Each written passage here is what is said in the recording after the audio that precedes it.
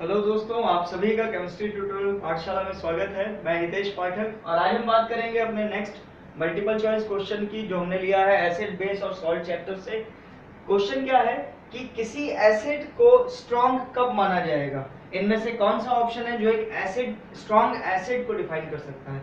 Options क्या क्या है? It is highly soluble in water और aqueous solution, second is turns blue litmus red और litmus paper, third has a strong action on skin, and fourth it is completely dissociated in aqueous solution। क्या कहने का मतलब है कि सबसे पहली चीज, कोई भी एसिड स्ट्रॉन्ग कब होगा? जो वाटर में कंप्लीटली डिसॉल्व हो जाए, यानी कंप्लीटली घुल जाए, पानी में घुल जाए। लेकिन हम पहले जानना चाहेंगे कि एसिड क्या होता है और एसिड की प्रॉपर्टीज क्या है और एसिड के प्रकार क्या क्या है।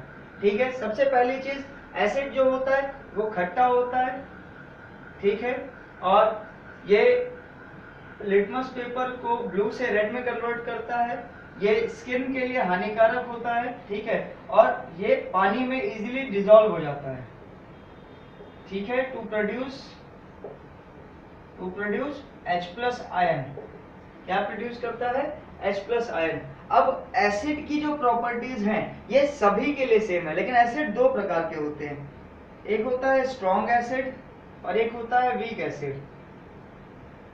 स्ट्रॉन्ग एसिड वो एसिड होता है जिसके अंदर जितने भी हाइड्रोजन आयन है वो कंप्लीटली अलग हो जाए, मतलब कंपाउंड से या मॉलिक्यूल से अलग हो जाए।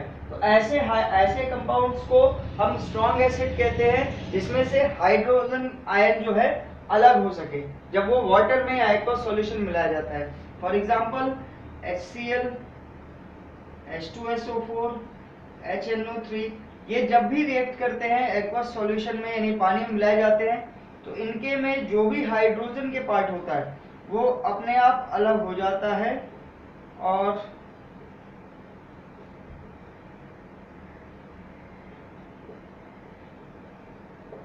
ऐसे, ठीक है। तो ये जो एसिड्स हैं ये बेसिकली मिनरल से पाए जाते हैं, इसलिए स्ट्रॉन्ग एसिड जो होते हैं वो मिनरल एसिड कहलाते हैं, या मिनरल एसिड्स को ही स्ट्रॉन्ग एसिड कहा जाता है, ठीक है। अब वीक एसिड की बात करें तो वीक एसिड वो होता है जिनमें हाइड्रोजन का जो अमाउंट है वो कंप्लीटली डिसोसिएट नहीं होता। For example organic acids. Organic acid वो एसिड होते हैं जो ऑर्गेनिकली फाउंड होते हैं या नेचर में पाए जाते हैं। अब तो ऑर्गेनिकली क्या, अब ये प्रैक्टिकली भी बनाए जाते हैं, लेकिन जिसमें हाइड्रोकार्बन होता है ऐसे एसिड्स को ऑर्गेनिक एसिड कहते हैं, जैसे एसिटिक एसिड, फॉर्मिक एसिड।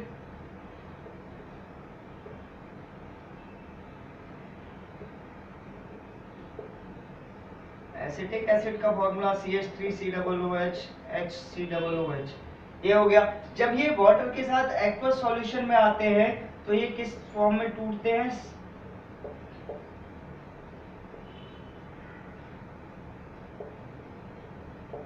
अब यहां देखिए कि कंप्लीट डिसोसिएशन नहीं हो रहा। कितने हाइड्रोजन आयन हैं एसिटिक एसिड के अंदर? 1 2 3 4, और कितने अलग हो रहे हैं? सिर्फ एक। इसका मतलब है कहीं ना कहीं कंप्लीट डिसोसिएशन ना होकर के इनकम्प्लीट डिसोसिएशन हो रहा है, इसीलिए ये एसिड्स कहलाते हैं weak acid. Similarly formic acid में 2 हाइड्रोजन है लेकिन अलग कितना हो रहा है? सिर्फ एक। तो ऐसे सॉल्यूशंस जिनके अंदर कंप्लीट डिसोसिएशन नहीं हो रहा in aqueous solution for producing H plus ion is called weak acids, and these acids, for example, they are organic acids in nature.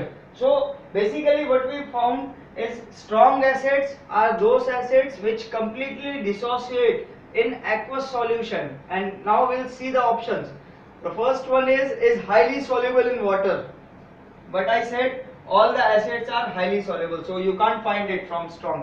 आप इसमें से बता नहीं सकते कि कौन सा स्ट्रॉन्ग है, क्योंकि सारे के सारे एसिड जो होते हैं पानी में घुल जाते हैं। दूसरा, ब्लू से रेड लिटमस में कन्वर्ट कर देता है, ये भी सभी एसिड करते हैं, चाहे वो स्ट्रॉन्ग हो चाहे वो वीक हो, तो हम नहीं बता सकते। तीसरा, स्ट्रॉन्ग एक्शन ऑन स्किन, सभी का इंपैक्ट होता है स्किन पे। और चौथा है it is completely dissociated in aqueous solution, यानी इसके अंदर से जो हाइड्रोजन आयन है वो कंप्लीटली अलग हो जाता है, डिसोसिएट हो जाता है। तो ऐसे एसिड को हम कहते हैं strong acid. Thank you for watching this video, kindly subscribe and share.